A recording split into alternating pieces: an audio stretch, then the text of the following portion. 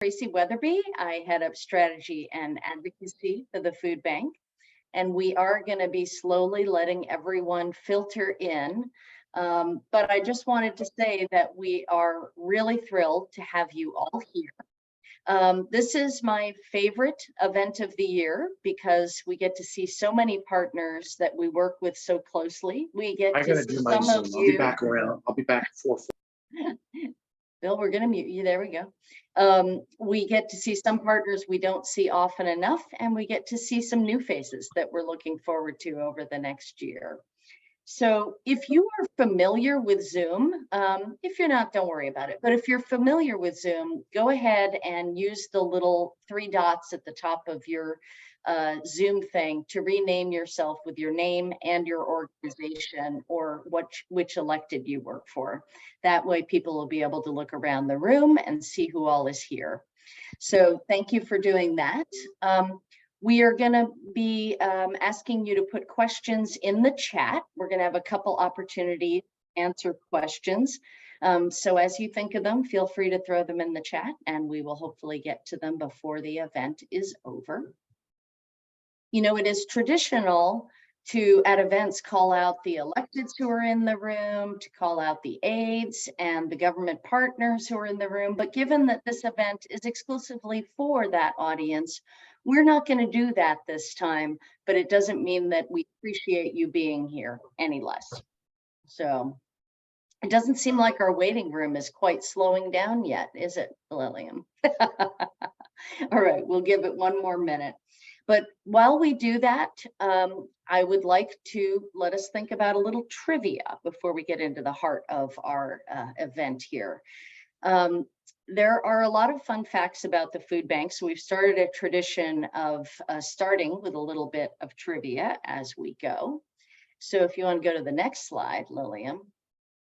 We got 3 questions. We're going to launch in a poll for you to see how you do.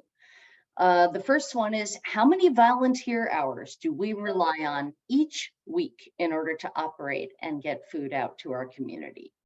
The second one is, what is the most popular recipe on our Nutrition Center webpage?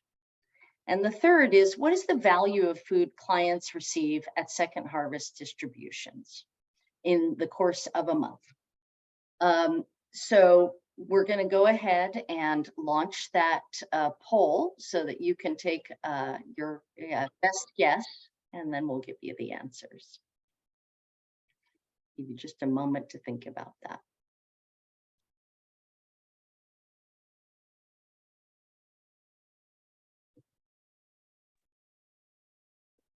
I was trying to answer, but as a co-host, I'm not allowed to, which is good because I already know the answers.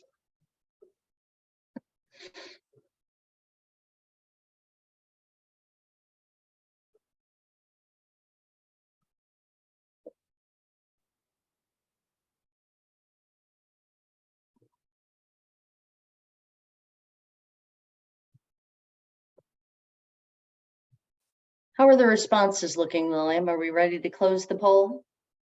I don't think so. Let's give it maybe another 30 seconds. People still answer. We've got 30 seconds more to answer these important polling questions.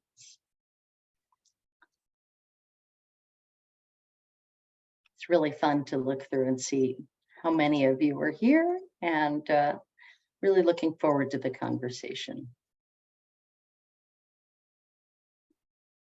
All right, let's go ahead and close it, Liliam. Show the results. So in terms of the number of volunteer hours we use every week, sorting in our warehouses and at distribution sites, the correct answer is 6,000 hours every single week.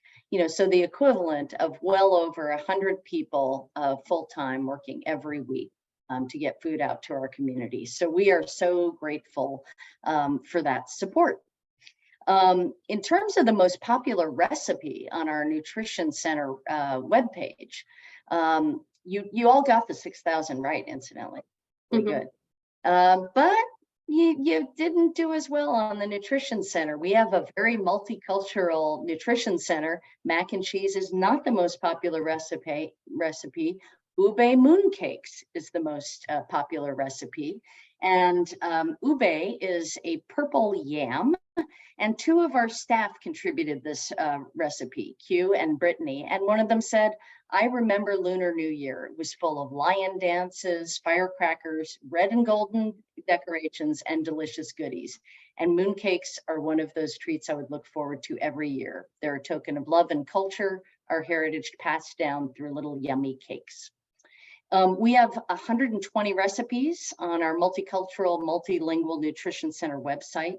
And the second most popular item is beet pancakes. So if we go to the third question, let's see how you all did. You got this one right as well. If clients come to a weekly distribution over the course of a month, they receive over $200 worth of groceries. And, that is comprised of 50%, over 50% typically of fresh produce. We try to provide milk, eggs, meat, rice, beans, and then whatever other foods we're able to rescue. So it's a huge assortment for people, and we're really proud of the nutritious mix that we're able to provide. So I think that most folks are actually here. And so I'd like to turn it over to Leslie Bacho, our CEO. Leslie has led the food bank for 5 years and was COO at the Marin Food Bank for many years prior to that. So Leslie, can you share a little bit about how things are looking right now, what's going on at the food bank and what we're seeing in the community? Sure. Thank you, Tracy. I'm really excited to welcome all of you here today to our annual legislative gathering. It truly couldn't be happening at a better moment in time, because while the pandemic's public health emergency is officially coming to an end, many in our community are still really struggling to get back on their feet. And this means that our partnerships are more critical than ever. And I'm grateful to all of you for making the time to be with us today. Recovery from the economic impact of the pandemic looks different for everyone. Yet the thing that we hear repeatedly from so many of our low-income neighbors, like the family you see here, is just the tremendous stress they're under as they work to make ends meet in the wake of the pandemic. Though many folks are working again, their savings were depleted through lost or lower wages during the shutdown, and they now face higher prices for everything. In a recent survey of our clients, more than 60% told us that they have less than $250 in savings. Just try to imagine what it might feel like to know just one unexpected essential expense, like a medical bill or a car repair, could wipe out all you have left. Safety net services like ours will be a critical source of support for a very long time as the generational impacts of the last 3 years ripple through. Now, this chart, if you could flip to the next slide, shows the amount of food we've provided and the number of people who have accessed our services over the last few years. And our fiscal year runs July through June. Demand for our services doubled during the pandemic. It went from about 250,000 people a month to more than 500,000 at the peak of the pandemic. And this decreased slightly about 18 months ago. Then in January of last year, when inflation hit, we saw our numbers start to tick up again. This is not surprising since food and fuel is such a large part of the household budget for low-income families. We're now serving an average of 460,000 people per month, which is almost back up to our pandemic high. As the largest food bank in the state of California, in the first half of this fiscal year, so July through December, we distributed 61 million pounds of food. And it's kind of hard to get your mind around that volume, but every week we receive more than 85 tractor trailer loads of food. And the way we're able to operate so efficiently is that we rely on donated food, especially produce. And if you go to the next slide, you can see that during the pandemic, we had a huge influx in USDA commodities. So on this slide, you can see that government set of columns. But this year alone, we've seen a 50% decrease in those commodities. And that's meant that we're having to purchase a lot more food than we were purchasing before the pandemic to make up for those items that we can't get donated. If you go to the next slide, in terms of our costs, the same food costs and inflation challenges that our clients are facing are also impacting the food bank. So today, half of what we distribute is fresh produce, but our clients also receive protein like chicken or tofu, milk and eggs. And you can see here just how dramatically egg prices have increased. They've really tripled in price for us this year. So at the same time, the need is up, and just in January alone, the need was up about 16% versus last year.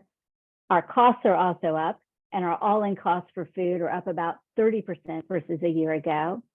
And the extra government financial support we received during the pandemic has gone away.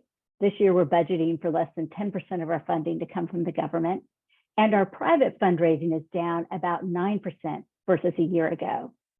So in addition to continuing to do all we can to raise private support, we're going to be asking our cities, counties, and state for more support, because it's really going to take all of us to keep meeting this level of need. We're also concerned that with CalFresh allotments ending, and we'll be talking more about this later in our time together, that we may see another uptick in need. So we're going to have to take a hard look at the quantities per household and the mix of food we're providing, because we don't want to turn anyone away, and yet our current budget is not sustainable without additional support. You can go to the next slide. Right now, we're spending a lot of time thinking about the future and how we want to emerge from this pandemic. And we're thinking about how to transition to a more sustainable way of working so that we can continue to meet this very dramatic, immediate need for food assistance. But we know we won't end hunger just by distributing more food. And so we'll also be considering how we can harness the power of this incredible network of partners to consider where we can have impact on the root causes of hunger. In terms of getting to a sustainable way of working, our top priority is a new facility. And you can go to the next slide. We've purchased land and are in the middle of a capital campaign to raise funds for a new headquarters in the Alviso neighborhood of San Jose. And this will consolidate our Santa Clara operations from 3 facilities, one of which we just started renting temporarily during the pandemic, into one unified facility. This will create enormous cost savings and efficiency for our operations and really set us up to be able to serve the community for the long run. Our vision for a new home is that we'll have increased volunteer space to assist the sorting and preparing food for distribution. We'll have additional docks for our now 35 trucks that we have as part of our fleet. And we'll have additional cold storage space so that we can source and store refrigerated food items. We will always maintain a facility in San Mateo County to support our partners up there, but this central hub in Santa Clara County will really serve both counties. Next slide. In all of our work of planning for the future, we are centering equity and inclusion and considering how we can do this work by working even more deeply in community. We're just starting to talk about what that will look like exactly, but we know that it will include deepening our community relationships, increasing our engagement with people experiencing food insecurity, and working more closely with our stakeholders to more equitably meet the need for food assistance, to connect clients to a safety net beyond food where we can, and to understand where we can have the greatest impact on the root causes of hunger. Again, we know we will not end hunger just by providing more and better food. So while we will continue to focus on meeting the immediate need, we will also be looking for ways to reduce hunger in the long term. I look forward to sharing more about how we're taking a more local approach to understanding what the need is and where we can provide support. In closing, I want to thank all of you for all you do to support this tremendous safety net that we know is so critical to our community. And with that, I'm thrilled to introduce our new Vice President of Programs and Services, Maya Murthy. Maya has been with the Food Bank for 4 years, and before taking this critical role, she led our community nutrition work. In just a few months, she's already having a tremendous impact on our organization, and I'm so excited to have her on the executive team as we look to our future. Maya? Thank you. Thank you, Leslie. Thank you, everyone, for being here. So let's see. Second Harvest of Silicon Valley is the hub of the charitable food system in Santa Clara and San Mateo counties. And at the core, most organizations providing groceries are getting the majority of that food from Second Harvest for free. In addition to providing direct distributions, we work with more than 400 nonprofit partners across our 2 counties to distribute food at more than 900 locations. This includes distributions at schools, low-income housing complexes, community centers, members of the Emergency Assistance Network and core agencies, shelters, meal programs, pantries operated by faith-based organizations, and much more. We also operate a home delivery program that provides delivered groceries to almost 5,000 homebound and elderly households twice a month. Maria from our Food Connection team will be doing a broader overview of this later, but we also partner with our local governments to ensure that our community is fully connected to existing nutritional support programs so that they have every resource available to them. You can go to the next slide. And over the last 3 years, we've had to make a lot of changes to the way that we operate, and we'll continue to serve our community to our best ability. As Leslie mentioned, we'll continue to need tremendous numbers of community volunteers to help us provide food, both in our warehouses and at our distribution sites. We'll continue to build our long-term recurring volunteer base, and we appreciate you getting the word out about this need. We look forward to building even stronger, deeper relationships with our local governments and community organizations, and we continue to try to understand our community at the local neighborhood level to ensure that we're partnering in the most impactful ways. We anticipate a sizable surge in client demand when the last issuance of those emergency allotments land in accounts this month, and more than 93,000 households in our region will lose an average of $171 per month from their grocery budgets. At the same time, food is costing our organization more than it has before, as Leslie mentioned.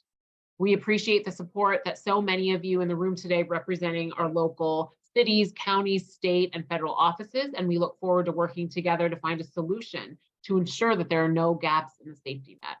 And now I'll turn it over to Tracy to discuss how we're approaching these challenges from an advocacy.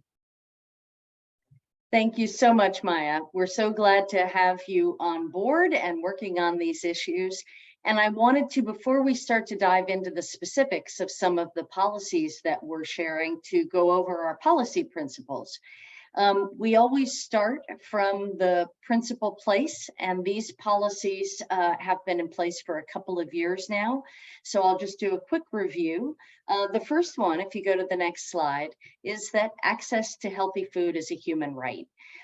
Most central to our policy agenda is all kinds of programs about food access, whether it's food through the food bank and our partners and advocating for the funding that makes that possible, or it's working on CalFresh or CalFood, or working on school meals and summer meals. Every person in our community should have that baseline of healthy food in order to thrive and meet their fullest potential. If you go to the next slide, people can mute themselves if you haven't had a chance. That'd be great. No, I had We'll do a quick mute on you, I'm guessing.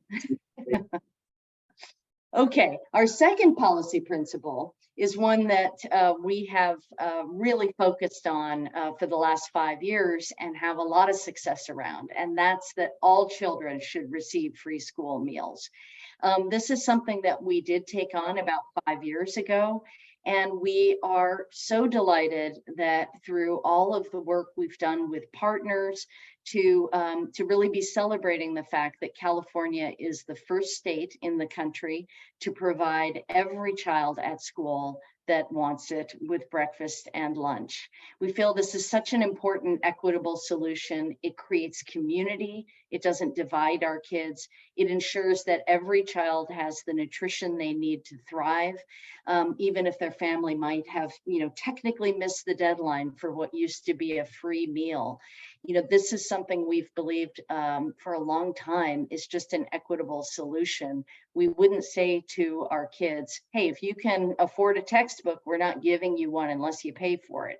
So the fact that every child can have the nutrition they need at school is just huge. We continue to work on this nationally and work on the implementation at the state level. If you go to the next slide, our third policy principle is that we want to evaluate all policies based on diversity, equity, and inclusion. And we're always looking for, are these policies that may have systemic racism built into them? Who is excluded? Who is centered? And for example, we have been working to try and ensure that people who have been incarcerated are signed up for CalFresh before they leave their incarceration so that they have the nutrition they need to restart their lives. We've also been a big supporter of the Food for All Coalition. You'll hear from Benyamin a little bit later. And this is a policy that would provide a CalFresh-like benefit to undocumented immigrants in our community who need that food to thrive. And then we also look at things like policies around access to CalFresh for low-income college students and ensuring that everyone has access to these basic policies that are really so needed. If you go to the next slide, our fourth policy is one that we put in place a year ago, which is that community voice matters. And we have a long reach between us, our 400 partners, our 900 distributions, and a lot of the communications we have directly with clients. And so we feel that it's incredibly important that our clients know about their rights to register to vote, that they are able to get out and vote. And of course, we're a nonpartisan organization. We are never going to be advocating for a particular elected official or anything like that. But we feel that the community having access to their power through their vote is incredibly important. We were able to do a major push in this last election to have voter registration at a number of our sites. And we're really grateful to the San Mateo County Office of Elections and the Santa Clara County Registrar's Office for joining us in that effort. And the Santa Clara County Registrar was even out registering voters at one of our sites. So we think this can have a huge impact on the community. And we think it's important, even in non-election years, that we're getting the word out and that we're not focusing just on big federal election dates, but that people are getting access to their local elections as well. So if you go to the next slide, I would like to pass it on to Rachel Monaco, who is our Senior Manager of Policy and Advocacy. And Rachel has been really crucial to all of the policies that we just described. And she has a panel of experts that she would like to introduce and talk to you about. Rachel? Thank you, Tracy. Actually, if you don't mind going over to the next slide, I'm just getting our spotlights set up, or we're trying to. Hello, everyone. I'm Rachel Monaco. As Tracy mentioned, I help implement some of our policy agenda here at Second Harvest. And today I really wanted to center our panel presentation today on some ways that California is being a true innovator in the food access space across the country.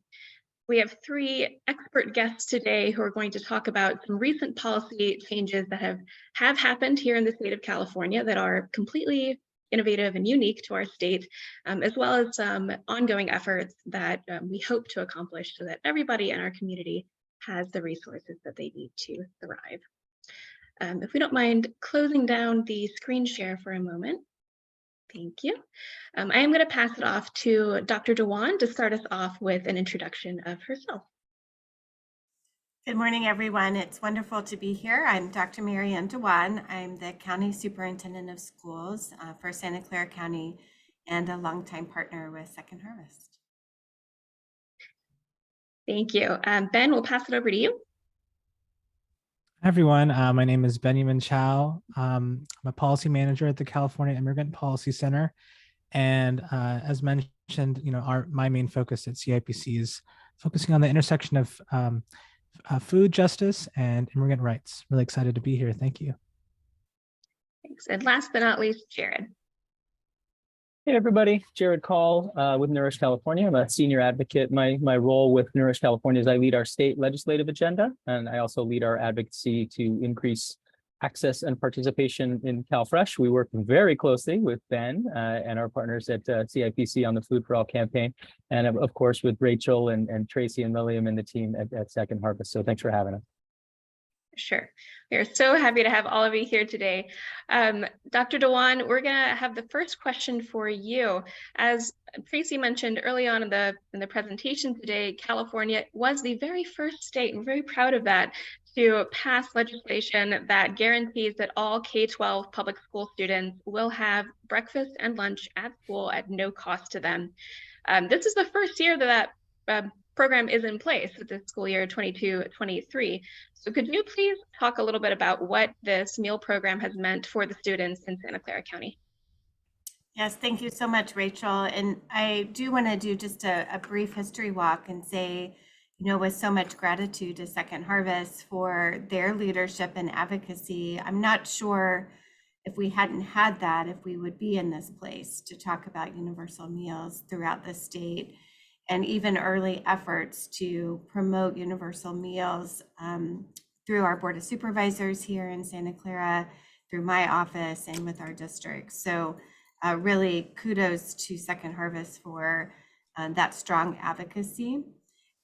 We know that the research shows that student outcomes are directly linked to having access to food security and having access to meals. And this is our first year, so we don't really have a lot of data yet to show whether this access this year is making a difference on those types of longer term outcomes.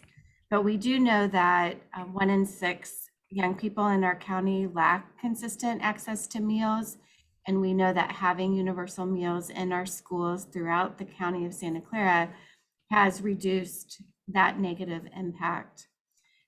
We have seen free breakfast and lunch programs really expand throughout the county as a result of this program, and in ways where they're addressing nutrition differently, as well as the attractiveness or quality of the meals that are being offered. And we also are keeping a close eye on things like chronic absenteeism, reduced stress and anxiety, and things of that nature. We believe really strongly in this program because we know it promotes inclusion and inclusivity of young people, and we are seeing already that there are early indications that the program is having the intended effect. I was able to visit with some young people in a number of our high school districts specifically to ask them about how the Universal Meals program was going. And some of the things that I heard was that students are arriving for school earlier and they look forward to coming to school because they are participating in the breakfast program. Many of our districts added a late morning snack to their program offering, which has also been really beneficial, in that there's been a lot of young people, all across the campus taking advantage of the late morning snacks.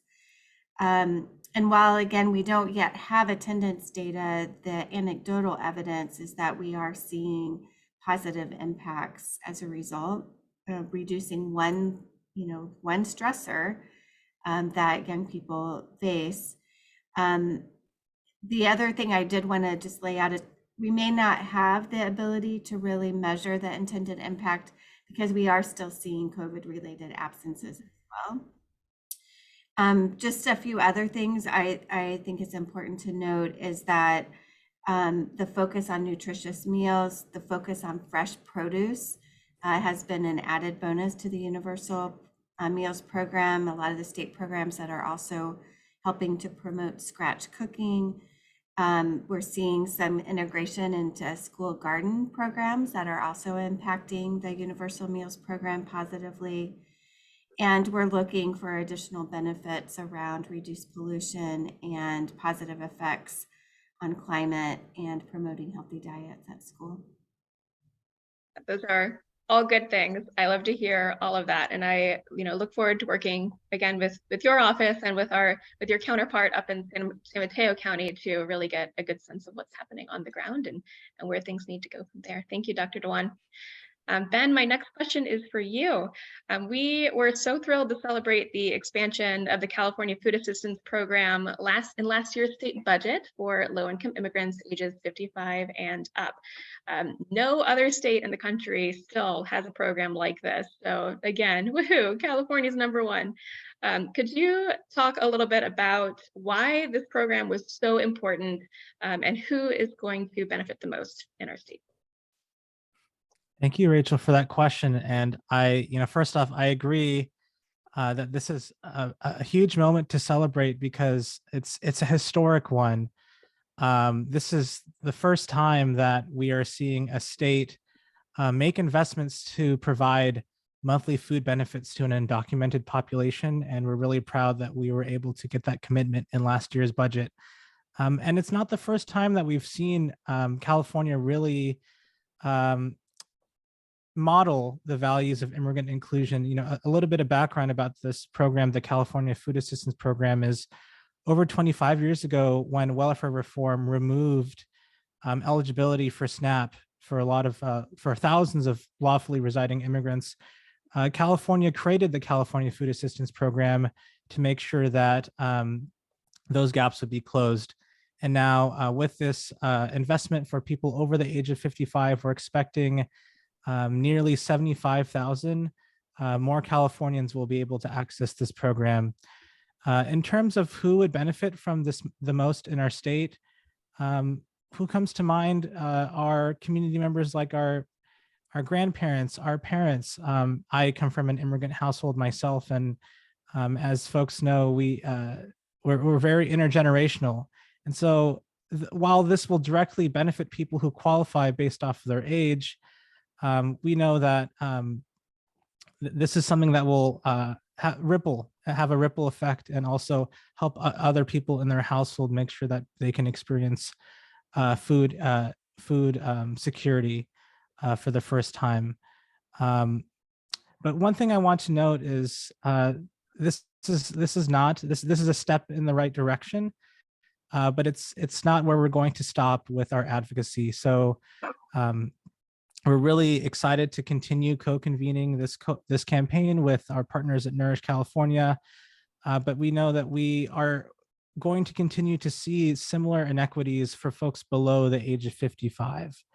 And so we're continuing to think who is left, who is still in the margins. And when we consider programs like CalFresh and CFAP and the long-term effect it has on people's ability to pursue an education and get increased educational outcomes, the long-term effects it has on their health and the savings down the line, that might even save the state money when it comes to healthcare costs. And so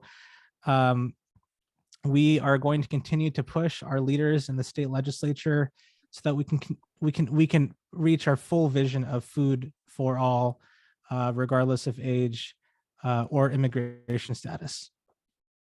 Thank you, Ben. And I know that our organization is so happy and thrilled to continue this journey with you and make sure that this program is expanded to absolutely everybody, no exceptions, no exclusions. Thank you. Jared, next question is for you. So Nourish California has been working to correct a reimbursement gap for family home childcare providers so they can offer meals to the children in their care. Can you speak a little bit about the history of Food with Care, what the current status is, and if this program passed, what it would mean not only for childcare providers, but also for the children that they're serving? Sure thing. And thanks to everyone on the call, especially everyone at Second Harvest, who I know have been supporting our Food with Care ask for years, because it has been a long campaign. For people who don't know, childcare meals are funded similarly to how K through 12 meals are. The bulk of the reimbursement for serving those healthy meals is from the federal government, but the state traditionally had kicked in a small amount to help with the higher cost of doing business in California, incentivize higher quality meals and better service, all of that. And so we took that great step forward just a couple years ago, and that Dr. Dewan spoke about so well in terms of the universal meals. And that is the ultimate vision for childcare as well, but we're not there yet. But we've taken a couple steps forward and then steps back throughout the years. In 2009, that state meal reimbursement, per meal reimbursement for childcare was cut as part of that Great Recession. Governor Brown, that was one of the really painful cuts in our nutrition safety net that was made. We at Nourish California, in our former iteration as well as California food policy advocates, advanced legislation and budget requests for 10 years to get that reinstated. And we're finally, thankfully, successful in 2020.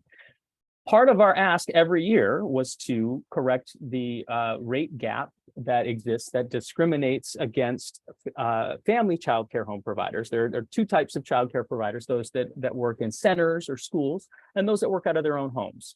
And family childcare providers, because of frankly a racist legacy of how the state underpays and undervalues childcare in generally, but particularly those family childcare home providers, there is in statute code that says they will only be reimbursed for 75% of the meals that they serve. Even though they're meeting the same meal patterns, they have to serve the kids. Kids can't go hungry in childcare. They're just discriminated against again, and it's back to some of Tracy's points earlier about centering equity in our policy proposals. The profile of family childcare home providers is very much low-wage women of color. The median income for those households is as low as $16,000 for those that operate smaller family home providers that serve 5 or 6 kids. The larger ones, the median income is still only around $40,000. So the majority of these providers actually qualify for CalFresh and Medi-Cal themselves. So anything we can do to help pay the full cost of those meals is an important step forward to make our nutrition safety net, but particularly our childcare nutrition safety net, a more equitable one. Completely agree. Thank you.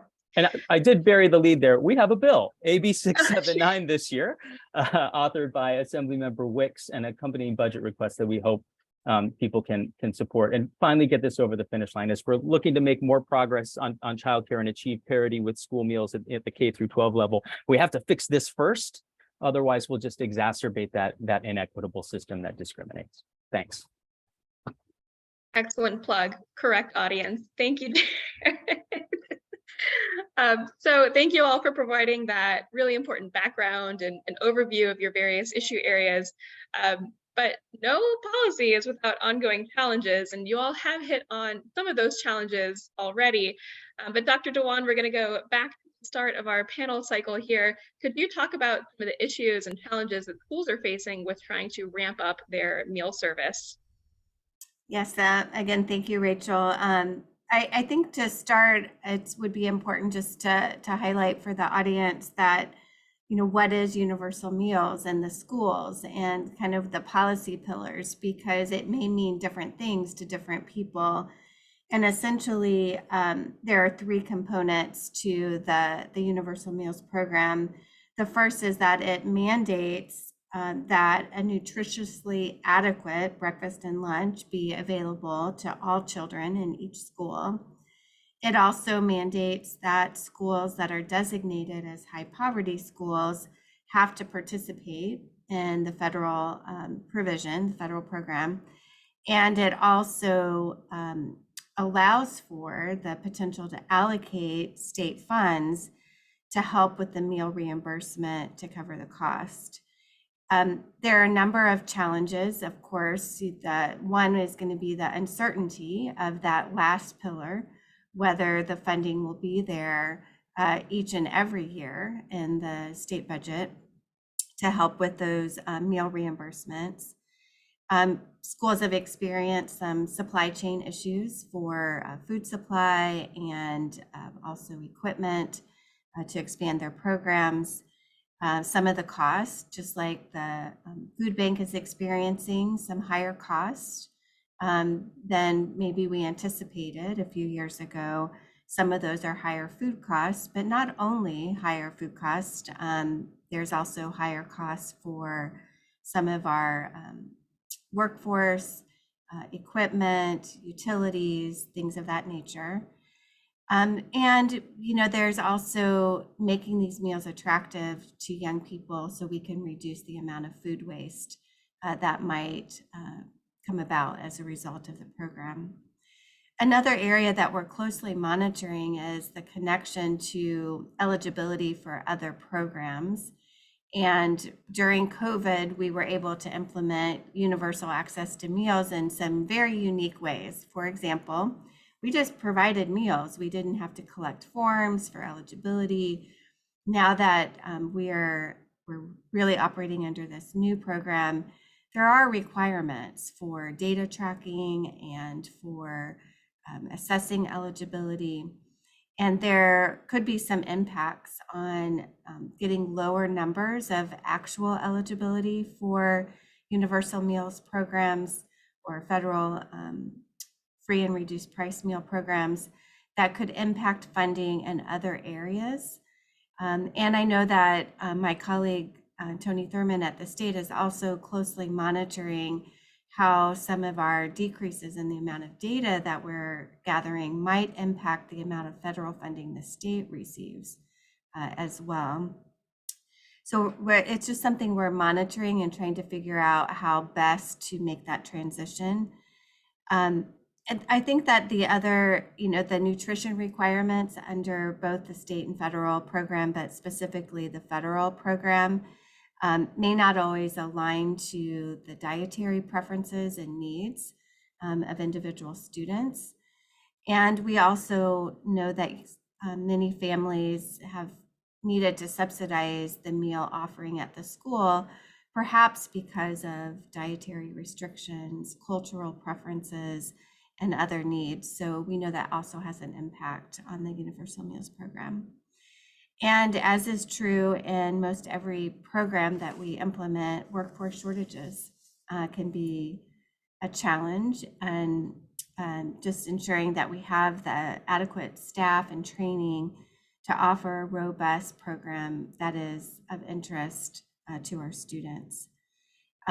We are happy that at least this year in the January budget proposal, Governor Newsom did maintain a commitment to the Universal Meals program. We are also closely monitoring, however, any potential impact from Senate Bill 490, which restricts the purchases that school districts can make. And while we're monitoring this impact, we are also enthusiastically supporting and encouraging local vendors, local partnerships for access to produce, and ensuring that those types of partnerships can be sustained through this program.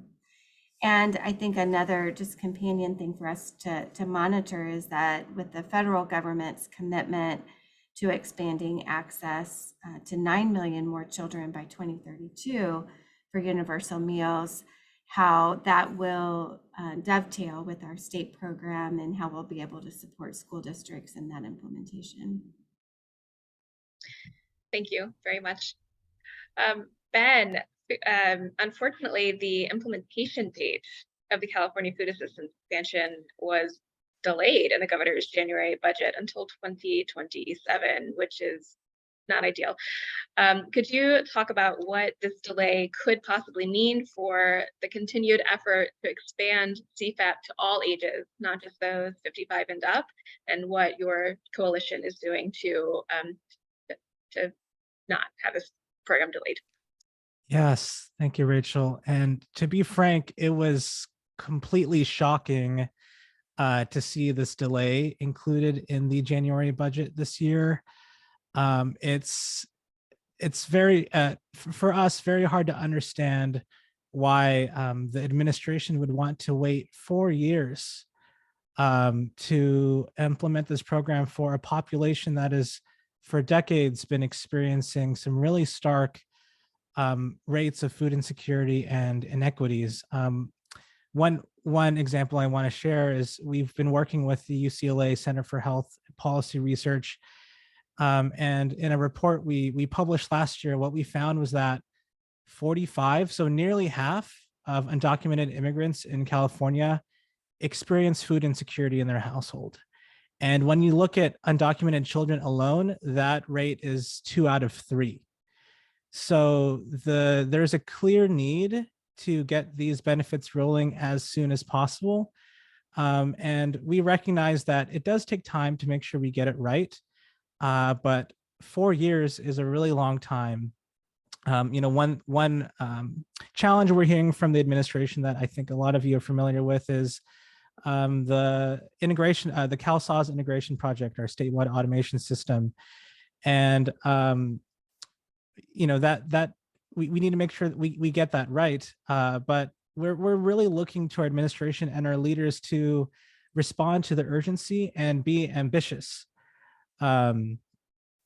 Another concern is, making sure that the data collected with this population can be kept private, with concerns with sharing information with the federal government. But if you look at other expansions that this state has led, like with Medi-Cal and Health for All, and making sure everyone has access to healthcare, that expansion has happened for different age groups, and next year will be available to all age groups with driver's licenses and IDs for all.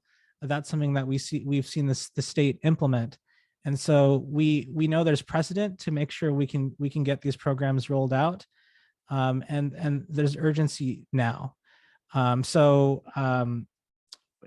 just a matter of whether our leaders can be brave and make those investments to keep our communities safe and invest in their well-being. Regarding how we're pushing forward, I want to mention that we're working with 2 authors this year. One is Senator Melissa Hurtado, who's authored SB 245, the Food for All Act, and her counterpart in the Assembly, Assembly Member Miguel Santiago, who's authored Assembly Bill 311. So I just want to end by saying we're fired up. It sends a really strong message when you announce a delay like this, that your community is being put on the back burner. And when you consider the fact that 1 in 5 undocumented immigrants are Asian and 3 out of 4 are Latinx, we see this as a racial equity issue, and this is something that we need to make sure that the gaps can be closed and accounted for. Thank you. Absolutely. Thank you so much for that. And Jared, finally, as you mentioned in your previous answer, Food with Care was not successful this legislative cycle in its last iteration, and this is an issue that you all have been working on for some time. While a policy solution is underway, you're speaking to a room of city council members, county representatives, state representatives. What can we do in the meantime to support family home child care providers serving meals to children in their care? Yeah, I thank you so much for the question. One thing, we did scale back our proposal this year from last year's. Last year's was a much more comprehensive and frankly expensive solution that would really look to achieve the ultimate vision. This year, we're focused on fixing that particular inequity. And so one of the problems is our overall childcare system is in crisis, nationally and in California. So there's a huge need for additional funding for higher reimbursement rates across the board, not just for meals and more slots. And so it has been really tough for us to break through on our nutrition issue in the midst of a much broader, deeper crisis and conversation between advocates, providers, and state and budget leaders. So one of the things we're really focused on this year is story gathering and really hearing directly from parents, providers, about how important the service is that is provided through family child care. It's not just babysitting, there is curriculum, there is education there as well. And by serving meals through the Child and Adult Care Food Program, the federal and state program, you're ensured that those meals meet the nutrition standards. So being able to kind of break through that broader newsiness, rightfully so, around the childcare system crisis is really important. So if people want to connect with us, we do have funding to compensate people for their time and in telling their stories. The other thing I would say is, because we're talking about providers and families that in many cases are themselves low income and might be struggling with food insecurity themselves, if people can support other efforts, both local and state and also federal, to improve CalFresh benefit adequacy, to improve WIC adequacy. There are a lot of opportunities, particularly at the federal level on WIC. And obviously that's a tremendous overlap in terms of the youngest kids that we're hoping to help. Thank you so much. Thank you. We do have a little bit of time built into our agenda today for audience Q&A. So if you have a question for one of our panelists, go ahead and use the raise hand feature and I'll call on you. Or you can just type your question into the chat and I will read it aloud.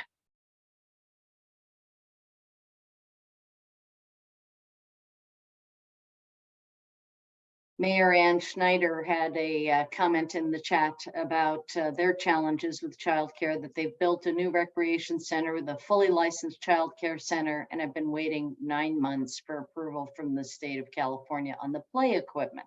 So the center is sat unused since they opened it last June. So, yeah,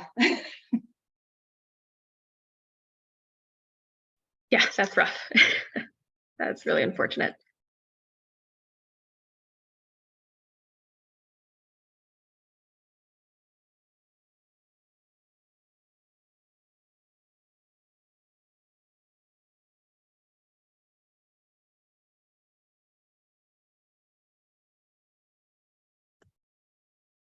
Okay, while people are mulling over their question, I have another question for you all. Again, considering that we are speaking to a room filled with folks representing various elected officials and other policy partners, what can localities do to elevate these issues at the state or federal level? How can they support your bills? I mean, official letters of support, particularly signing on to budget priority letters, can be really impactful. Members of the state assembly and senate see that and see that the local electeds in their districts are supportive. It's a strategy that we always use, particularly at the county level for issues involving CalFresh and things that are administered at the county level. Having individual counties and collectively counties weigh in and tell the state, hey, we're the ones that are going to do the work and we're supportive of this, can be really, really important.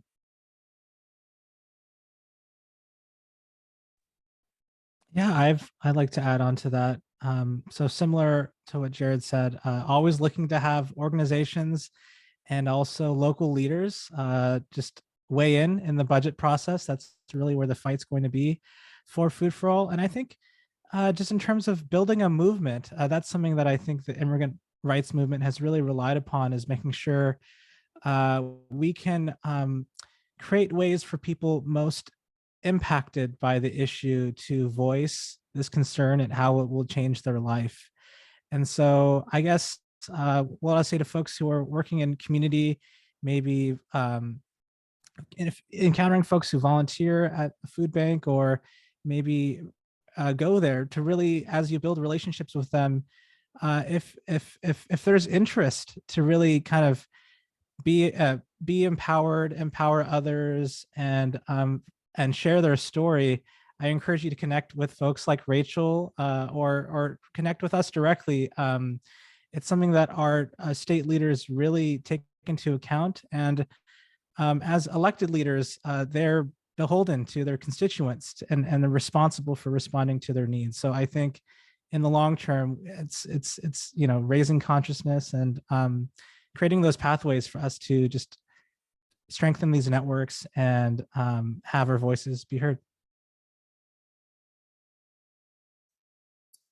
I would agree. I think having letters of support sometimes can be really impactful. And what's going to be unique in this year's budget cycle is the ongoing announcements from the state and different departments like Department of Finance or the Legislative Analyst Office that is signaling it's going to be a tough budget year.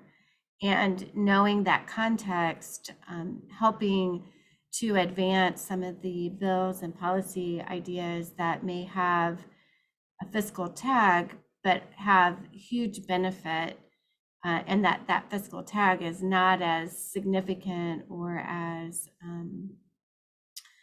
dramatic as maybe some of the other items that the state budget might be including. So I think speaking about those things early, and also I really believe it's important to recognize that there are a lot of changes in legislative faces, especially at the state level, and for our local policymakers and others who are engaging with their state delegation to express gratitude for the work that had happened before and encouraging that ongoing support for efforts like universal meals, because they may not be aware, they may not have participated at the time that these efforts were incorporated into the budget or these policies adopted. So helping us continue to educate our delegation is also really helpful. Thank you. Before we wrap up and move on to the next section of our presentation today, there was a little bit of Q&A happening in the chat. So just for the benefit of anyone watching the recording, I'm going to shorten our answers here. Someone had asked what the estimated cost was to close the gap in funding for family child care homes, and Jared answered approximately $2.5 million per year. And then Mayor Schneider from Millbrae asked if there was sample language that could be provided to local government to try to support mayors and city councils to signing on to bills. And Jared mentioned that they do try to create scripts that can be shared out. So we know that we can do a better job of getting that information out to our local localities. Thank you. I really appreciate all of you here today on our panel. Thank you so much for joining us. A big round of applause for everybody. Thank you, thank you, thank you, thank you.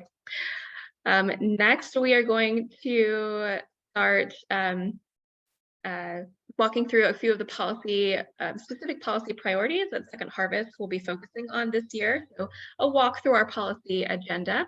I'm going to kick it over to my colleague Liliam Perez to start off with our school and summer meals work. Hi, everyone. Thank you, Rachel. My name is Liliam Perez Avila, and I'm the Strategy and Advocacy Coordinator here at Second Harvest.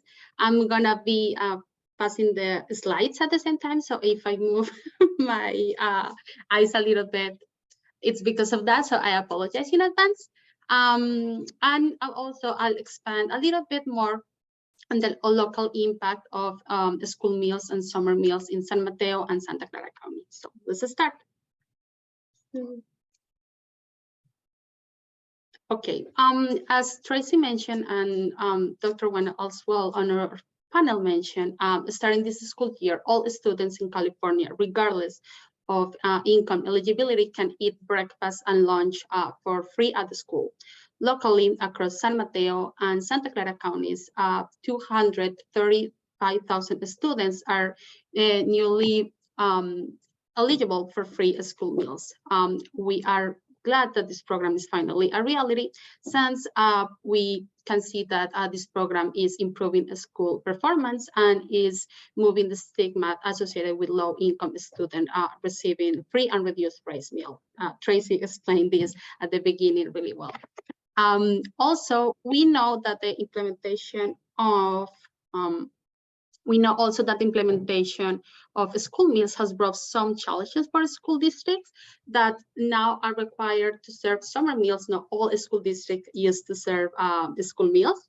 And also the school districts that used to serve as school meals, but their participation has increased. So we know that there's been some challenge. So for this reason, we keep advocating for increasing meal reimbursement rates and the state to ensure that this reimbursement covers the real cost of providing those meals. And we also advocate for funding for kitchen infrastructure, for also training and for better workforce development. As well, we are advocating to ensure that the students have enough time to eat. to make sure that we have like an easy implementation of the Universal School Meals Program by the school districts. Let's move to the next slide. Here we go. Okay. We understand the importance of advocating and supporting. Oh, sorry, my bad. Okay, so we understand the importance of advocating and supporting the SB 348, since this bill will strengthen universal meals by addressing some of these issues that I mentioned before, and improving meal nutrition equality. Now we're gonna pass to summer meals. So in the food, here at the food bank, we know that we not only need to improve access to child nutrition programs while school is in session, but also we need to improve access to food during long breaks like the summer period, right? So we know that in our community, a lot of kids rely on school meals, especially now that universal school meals is a reality. Reason why the summer meal program is one of our main focuses here in our food bank.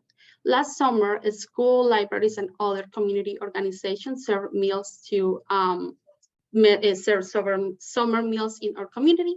We had 104 sites across San Mateo and Santa Clara that serve meals to any child 18 and under, and across both counties, more than 450,000 meals were served. Sadly, last summer, we experienced a reduction in the number of summer sites that operate. We can identify like two main reasons why this happened. The first is because school districts had like issues with staffing, and the second reason why is because last year we didn't know what was going to happen with the USDA waivers, and that led to 65 fewer sites in San Mateo and Santa Clara County versus the summer of 2021. That this is sad, but this year we're also working and we're hoping that we can extend the summer program and expand sites, especially in San Mateo County. We are using geographic information data to identify eligible summer meal sites. We're also identifying organizations that are eligible to serve meal sites, to operate sites open to the community and actually encourage them to operate a site. We will also continue to support school districts and organizations in both counties, San Mateo and Santa Clara County, with any outreach materials the same way we have been doing it. We do this every year. Okay. Sorry, I forgot about the slides. My apologies. So this is about summer. It's what I just mentioned.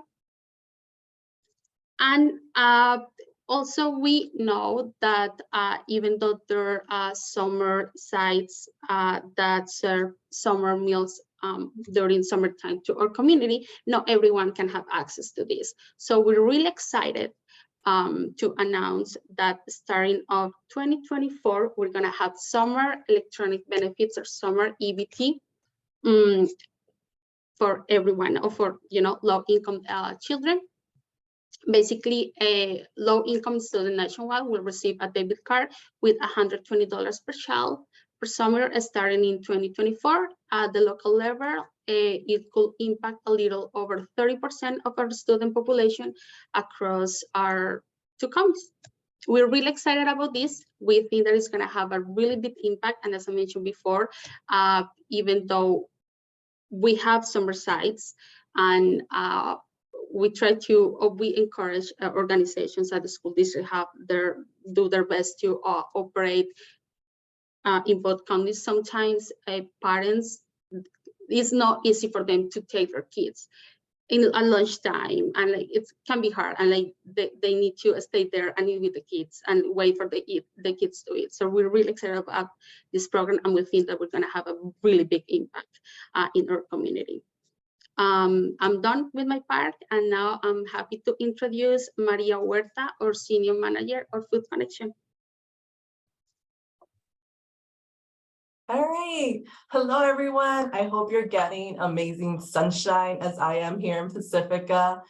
We're having amazing speakers today. I'm just happy to be here with you all. I am Maria Huerta, a senior manager for the Food Connection team. For those of us who are not familiar with us, our team consists of 16 multilingual outreach staff. So we provide education and outreach to our community. Our team does speak 6 different languages that represents the most common communities we serve. So English, Cantonese, Mandarin, Spanish, Tagalog, and Vietnamese. So if someone calls our hotline asking for additional language support, we do have a third-party language line so that we could also assist them. And also just to kind of give you an idea of what our team is doing around CalFresh, we have pre-screened about 8,600 clients for CalFresh eligibility last year. This year, we're only about halfway over, but we do anticipate that we will see an increase over that. Okay, so clients can reach our hotline clients can reach us different ways. So one way is by our hotline, or they can complete an online form and request a call back from us. We also do operate a map of food distributions in our region so that clients could have a self-help option as well. If you could go to the next slide. Okay. Perfect, thank you. So this is our Food Connection, our food locator tool that we launched last year. So it does display all the food distributions that we are accepting new clients in our region. So this is super easy. People could find at their convenience all the information that they need about a site here, such as their schedule, what type of food distribution it is, and contact information. We also do provide links to other services such as senior nutrition sites, Meals on Wheels, and other sites as well. And if we could go to the next slide. Okay, thank you. So as Leslie and Maya mentioned, that our organization is working super hard to prepare for the end of the CalFresh emergency allowance soon. We know for a fact that at least 93,000 households will lose an average of 171 in monthly benefits in our region. So this is, just to give you an idea, about $16 million lost of every single month. This is obviously such a major economic loss, not just for our clients who are going to have less money to obviously stretch their household grocery budget, but for the businesses that were also whose those funds would be spent. Right. Our team is working hard to really help our clients maximize their eligibility. So we're looking at different things of like income deductions that they may be eligible. We're communicating to our clients about this upcoming change and just letting them know about different programs such as WIC, Double Up Food Bucks at Farmers Market, and so on. If we could go to the next slide. All right. Okay, so while this is offering a short-term help for the tens and thousands of households that will be impacted locally, so there are definitely broader systematic changes that we are advocating for to really strengthen the resources and availability to low-income individuals. So right now, there are a few policies we are closely watching and urging every single one of you today to support as well. So we have, sorry, I'm getting my notes out. Food for all. So expand access to the state-funded nutrition programs for low-income immigrants. So Benjamin already spoke about this more in detail earlier today in the panel. We also have the CalFresh Minimum Benefit Adequacy Act. So this would increase the minimum amount of CalFresh benefits a household would receive. So this would go from $23 to $50. As you know, if you have $23 and you go to a grocery store, that's not going to take you far, right? Because the cost of food prices have just significantly increased. So this would definitely help the households just really stretch their budget. And then just lastly, Federal Eats Act. So this is authored by our very own representative, Perez. This would expand access to CalFresh for college students. Currently, right now, we are working with 13 colleges in our region to support the Basic Needs Center and to help students apply for CalFresh. There is a huge need, obviously, for food assistance in this population, and many barriers really to trying to get them to get the help that they need. I could tell you that our team is constantly pre-screening college students, and it's really hard to try to find some sort of exemption for them so that they could get the access to the food that they need. Thank you so much. Right now, I'm going to pass it on to Joan to talk about food rescue program. So I'm going to pass it on to you. Thank you so much, Maria. My name is Joan Sanborn, and I'm a senior manager of food sourcing at Second Harvest. The food sourcing team is the team that brings all the food into the food bank, purchase, government food, donated food, all of the produce. It's our team's focus. And right now in this post-pandemic environment, we're really looking for new sources of food. And we've had a food rescue program at Second Harvest for more than 10 years. So this isn't really a new program for us. It's just a larger scale of what we've been doing. This graph outlines kind of a little bit of how we work. So at the top, you'll see big trucks, Second Harvest trucks going to mostly food manufacturers. Those are large distributors. The majority of our food rescue is actually conducted by our partner agencies to work with food retailers, transport that product back and distribute it to the clients. So there's a lot that goes into this as far as educating the food donors to make sure they're donating food that's safe, edible, know what to donate, what not to donate, the reporting that goes into it. But bottom line, we're able to rescue a lot of food and prevent a lot of waste and really increase the variety and nutrition food that we're able to offer. And we distribute this a lot of different ways through our partner agencies, the distribution sites that Second Harvest run. Bottom line, it's all going to people that appreciate this food. Next slide. So this is a chart that's kind of showing what we're doing specifically with the food rescue. SB 1383 took effect January 1st, 2022, and that really increased the amount of variety of food we're able to recover from local food generators, distribute that, and at the same time prevent waste, which is a big part of the SB 1383 bill.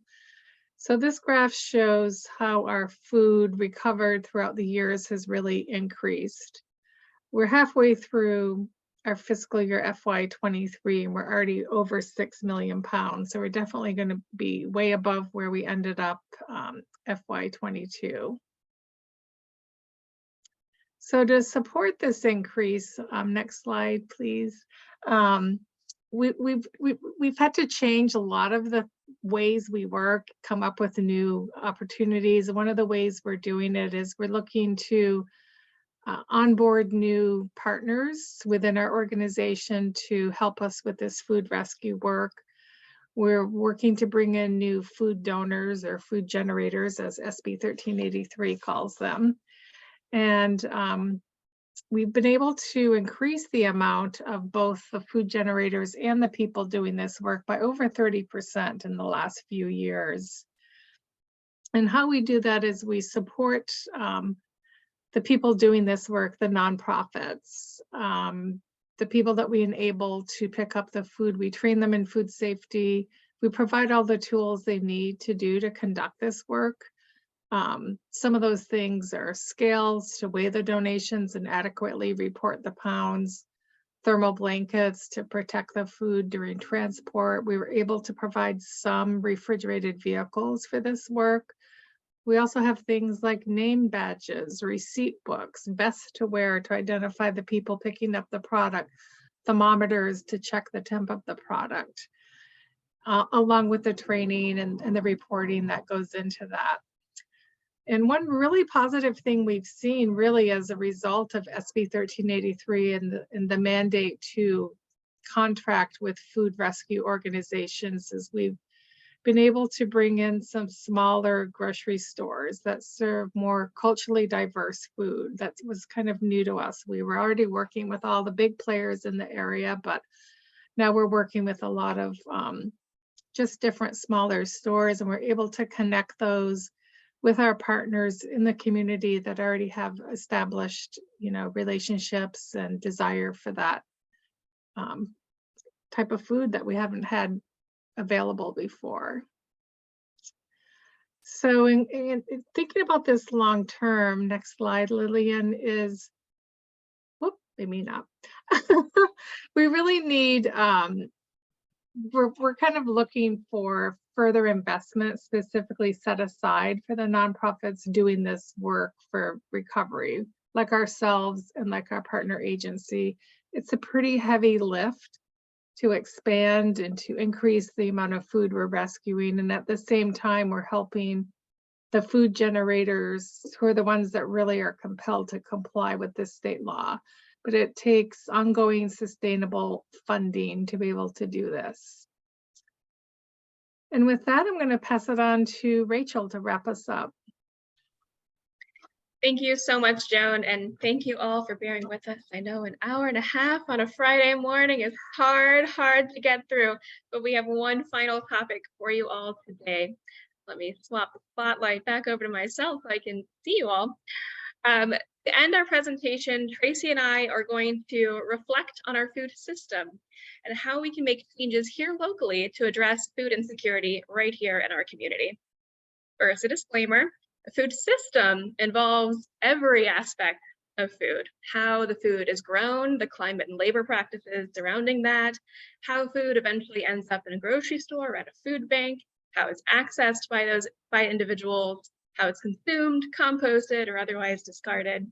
We are not going to talk about the entire food system today, especially since we only have a few minutes left, but we are just going to hone in on that food access piece. So Tracy is going to start us off with a few recommendations that you all can make in your own localities to address this. Yes, thank you all. There's so much we can be doing locally, and Mayor Snyder, I am very grateful for the conversation we've been able to have in the chat. It is important to have every level of government involved in this work. For cities, we'd really love to see you evaluating the food access needs of your community and supporting it locally with space, funds, and infrastructure. We will often find that we see a need in a particular city, and then we'll be coming to that city and saying, is there a community center? Is there a recreation center? Is there a park where we could be doing a food distribution? Can you help us with traffic control? Can you help us make sure that there are staff and volunteers available to run that distribution? So this is a really collaborative way that all of our programs team is usually working with our cities and counties. And so we are always open to you reaching out to us. If you see a need we haven't identified, we want to partner with you on figuring out how to meet that. Our counties have a similar role, both in terms of providing spaces for food access and really thinking through the needs of the community. But we're also hoping that both counties and cities can think more about their own actual investments in the food system.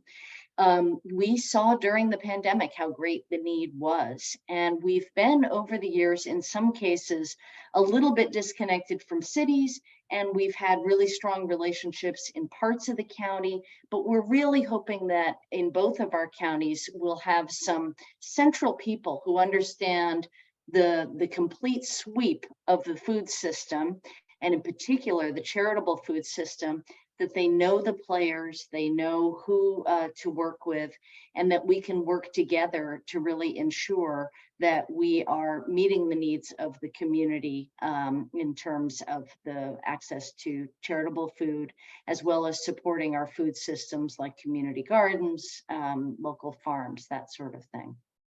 At the state level, there is a lot the state has done and that they need to keep doing, and a little more that they could do.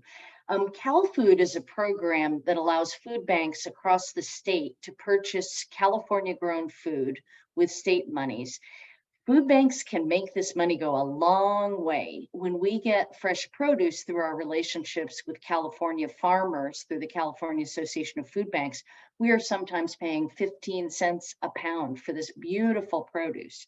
And so an investment in Cal Food really can take us a long way towards helping our community eat well. So traditionally, California underinvested in this. It was $8 million a year for all food banks across the entire state pre-pandemic. During the pandemic, it went up. Last year, it was about 60 million. And our ask is that that remain at the $60 million level ongoing.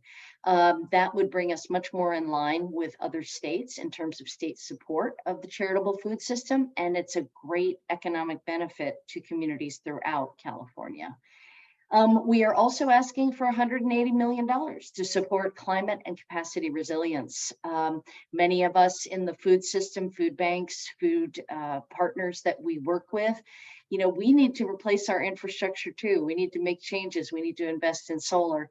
And this sort of fund would be really important to things like our campaign to build our new facility.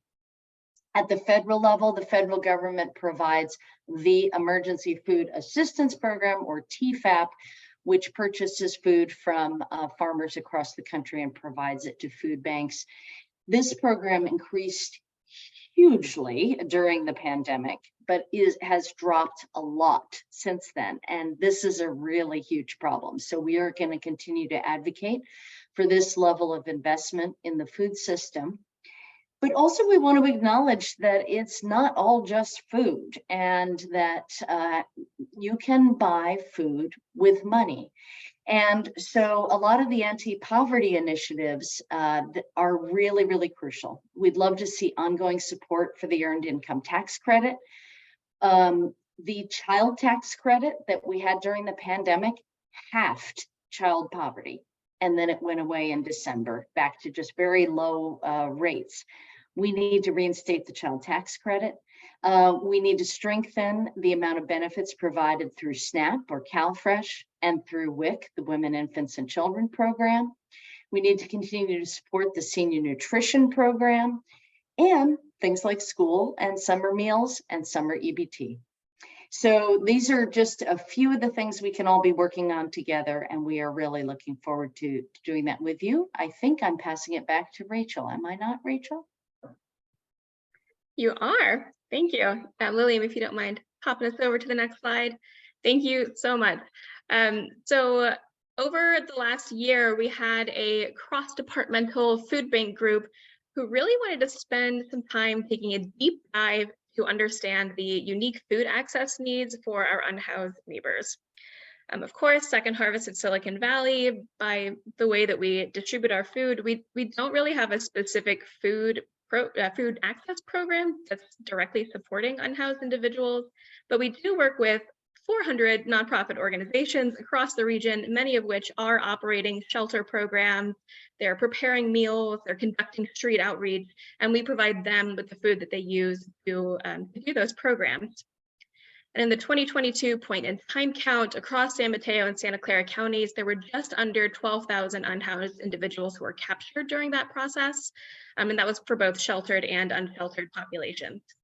So with all of this in mind, we at the food bank really just wanted to understand what was happening in the food access space for this population. Next slide, please.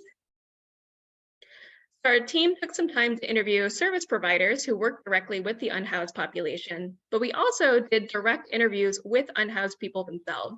Our team went out and visited encampments, large and small, talked to people who are living in their vehicles, and really just wanted to talk to them about what their specific food needs were and what was being addressed and unaddressed. So the image that's here on our slide is a depiction of a woman our team spoke with who was staying at the Spring Street encampment in San Jose. At the time of the interview, she had been there for about a year and a half, and they were preparing for a sweep, which would ultimately lead to this encampment closing. The Spring Street encampment was a very large encampment, and it was also very, very heavily publicized in the media. Everybody knows, I think, where the Spring Street encampment was. So because of this, there were a lot of different service providers coming in and providing resources to residents of this encampment: sanitation, healthcare, food, and other necessities. There were also Good Samaritans, other regular people who just lived out in the community who knew that there were folks living here and shared their own resources with them. As our team was conducting these interviews, we had this large encampment to look at, but we also had several other smaller, more secluded encampments to visit. And we found that there was a really stark contrast in the resources that were available to people based on where they were living and how popular that site was.